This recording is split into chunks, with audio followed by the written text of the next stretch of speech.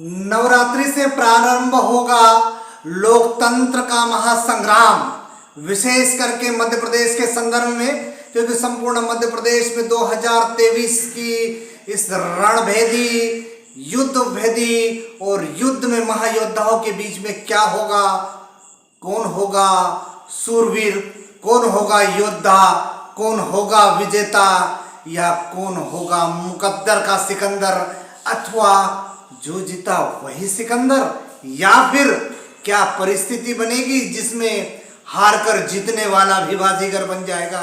यानी कि 2018 के चुनाव में जो जीता था वो तो सिकंदर है ही, लेकिन जो हार कर जीतता है वो मुकद्दर का सिकंदर होता है और वही बाजीगर होता है। अभिवादन स्वीकार कीजिए, मैं हूं आपका दोस्त बालकृष्ण बाविस्कर और आज बात करने के लिए आया हूं मैं उस लिस्ट के संदर्भ में जो लगभग तय है, और वो लिस्ट है पुरानी पार्टी कांग्रेस पार्टी की। जी हाँ, कांग्रेस पार्टी में कुछ लोगों के नाम जो विधानसभा में अपना लोहा मनवाना चाहते हैं या जीत अपने हाथों में लेना चाहते हैं, विशेष करके बड़वानी जिले के संदर्भ में। और बड़वानी जिले में 4 विधानसभा है, सेंधवा, पांसेमल, राजपुर और बड़वानी। इन चारों विधानसभाओं की जो परिस्थिति है वो अन्य जो जिले हैं उनसे भिन्न दृष्टिगत हो रही है। बहरहाल दृष्टिगत का कारण यह है कि भारतीय जनता पार्टी ने बड़वानी जिले के 3 विधानसभाओं में अपने प्रत्याशी मैदान जंग में उतारने का काम किया है, जिसमें क्रमशः यदि बात की जाए तो बड़वानी विधानसभा से पूर्व पशुपालन मंत्री और कई बार के विधायक प्रेम सिंह जी पटेल, जो भारतीय जनता पार्टी के शायद चहेते चेहरे और लाडले चेहरे भी है, इसलिए उनको फिर से बड़वानी की कमान सौंपने का काम किया है भारतीय जनता पार्टी ने और उनको टिकट दिया है बड़वानी विधानसभा से। शायद वो जीत तय कर सकते हैं, क्योंकि 2018 का चुनाव हम लोग नहीं भूल सकते हैं, क्योंकि 2018 के चुनाव में प्रेम सिंह पटेल ने केवल एक बड़वानी विधानसभा को जीतकर डूबते को तिनके का सहारा दिया था, क्योंकि चारों विधानसभा में भारतीय जनता पार्टी में से केवल बड़वानी विधानसभा थी जिसमें प्रेम सिंह पटेल ने जीत दर्ज कराई थी और सारे 3 विधानसभाओं का सुपड़ा साफ हो चुका था।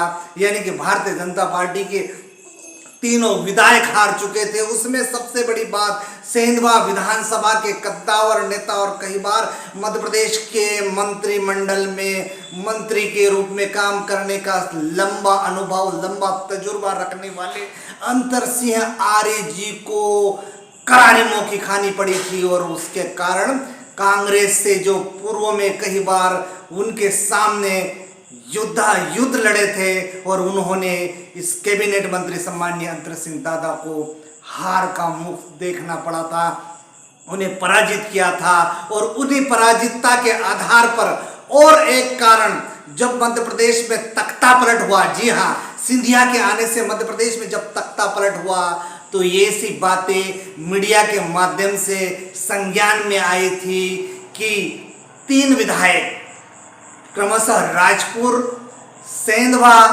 और पांसेमल, जी हाँ, जो महिला सीट है पांसेमल, इन तीनों विधायकों को सिंधिया की ओर से ये बात कहने के लिए, ये बात रखने के लिए कहा गया था कि आप भी भारतीय जनता पार्टी का दामन थाम लो। ऐसे मीडिया के माध्यम से मुझे जानकारी मिली थी, मुख्य नायक को मिली थी। मुख्य नायक इसकी पुष्टि नहीं करता है। तो ये जो 3 लोग हैं, जो 3 पुराने कद्दावर नेता है, शायद पार्टी ने उन्हें इस कारण से, उनकी ईमानदारी के आधार पर उन्हें पुनः टिकट देकर नवाजने का काम तो नहीं किया है।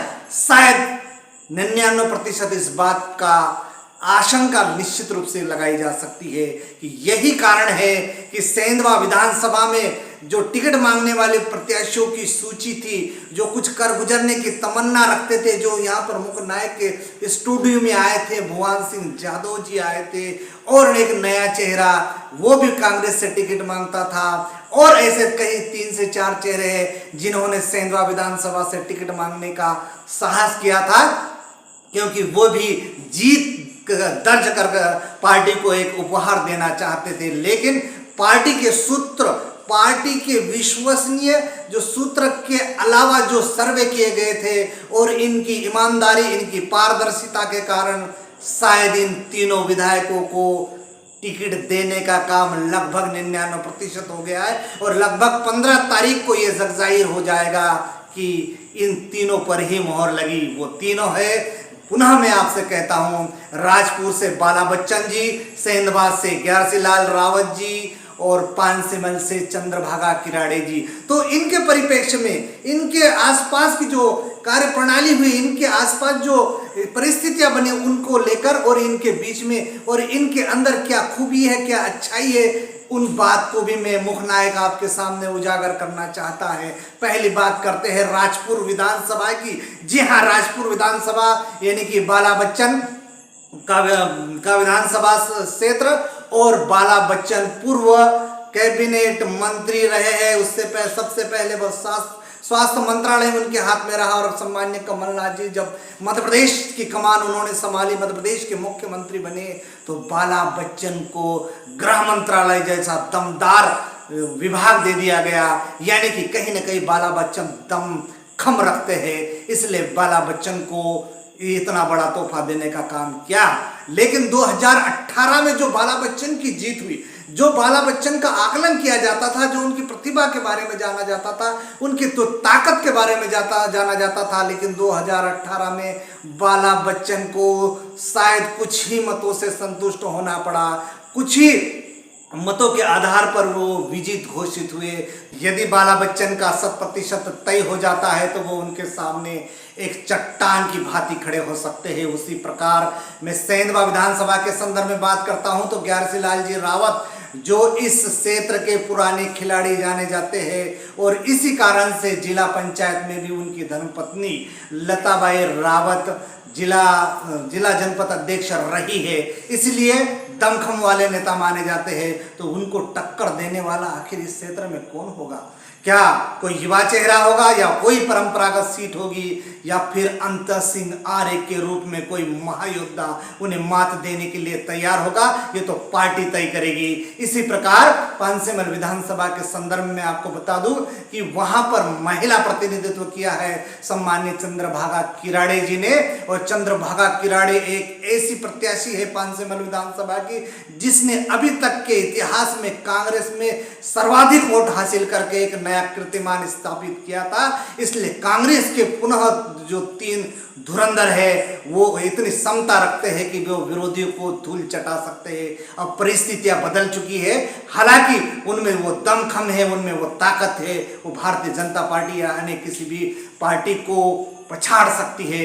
तो क्या ये चेहरे निश्चित रूप से शाश्वत रूप से सत्य हो गए हैं और इन तीनों चेहरों को पुनः टिकट देकर कांग्रेस ने बहुत बड़ा दांव खेला है। लेकिन इनके सामने भारतीय जनता पार्टी ने 3 जगह पर अपने प्रत्याशी खड़े कर दिए, जिसमें मैंने कहा बड़वानी विधानसभा से प्रेम सिंह पटेल और पानसेमल विधानसभा से श्याम जी बर्डे और राजपुर विधानसभा से होंगे अंतर सिंह जी पटेल। अब खेल बड़ा ही खतरनाक हो सकता है, बड़ा महत्वपूर्ण हो सकता है, रोचक हो सकता है और त्रिशंकु की संभावनाएं कम हो सकती है, क्योंकि दोनों पार्टियों ने अपने धुरंधर बैट्समैन को इस खेल के मैदान में, इस लोकतंत्र के महायुद्ध में उतारने का काम किया है।